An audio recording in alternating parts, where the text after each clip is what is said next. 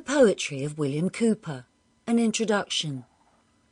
William Cowper was born on the 26th of November 1731 in Berkhamsted, Hertfordshire.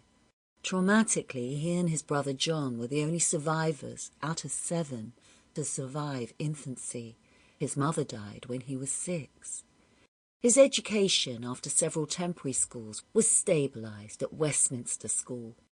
Here he established several lifelong friendships and a dedication to Latin. Upon leaving, he was articled to a solicitor in London and spent almost a decade training in law. In 1763, he was offered a clerkship of journals in the House of Lords.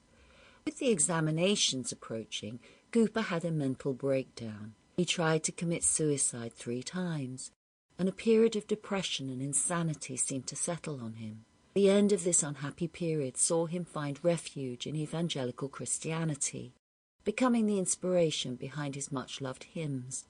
This led to a collaboration with John Newton in writing Olney Hymns. However, dark forces were about to overwhelm Cowper.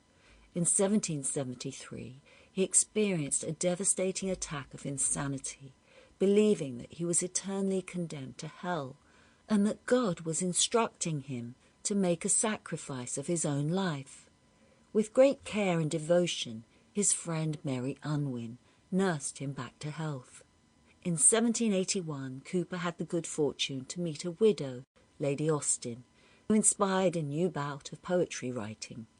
Cowper now produced what some consider his most substantial work, The Task.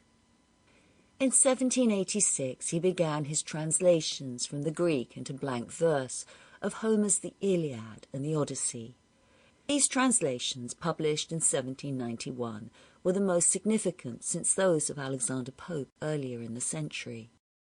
Mary Unwin died in 1796, plunging Cowper into a gloom from which he never fully recovered, though he did continue to write. William Cowper was seized with dropsy and died on the 25th of April, 1800.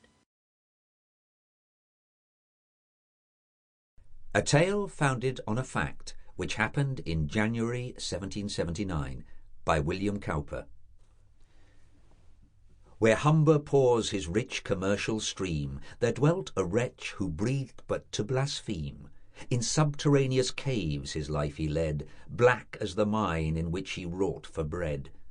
When on a day, emerging from the deep, a Sabbath day, such Sabbaths thousands keep, the wages of his weekly toil he bore to buy a cock, whose blood might win him more. As if the noblest of the feathered kind were but for battle and for death designed, as if the consecrated hours were meant for sport to minds on cruelty intent. It chanced, such chances Providence obey, he met a fellow labourer on the way, whose heart the same desires had once inflamed, but now the savage temper was reclaimed. Persuasion on his lips had taken place, for all plead well who plead the cause of grace. His iron heart with Scripture he assailed, wooed him to hear a sermon, and prevailed. His faithful bow the mighty preacher drew, swift as the lightning glimpse the arrow flew. He wept, he trembled, cast his eyes around, to find a worse than he, but none he found. He felt his sins, and wondered he should feel. Grace made the wound, and grace alone could heal. Now farewell oaths and blasphemies and lies, he quits the sinners for the martyr's prize. That holy day was washed with many a tear, gilded with hope, yet shaded too by fear. The next, his swarthy brethren of the mine, learned by his altered speech the change divine, laughed when they should have wept, and swore the day was nigh when he would swear as fast as they. No, said the penitent, such words shall share this breath no more, devoted now to prayer. Oh, if thou seest, thine eye the future sees, that I shall yet again blaspheme like these, now strike me to the ground on which I kneel, ere yet this heart relapses into steel. Now take me to that heaven I once defied, thy presence, thy embrace.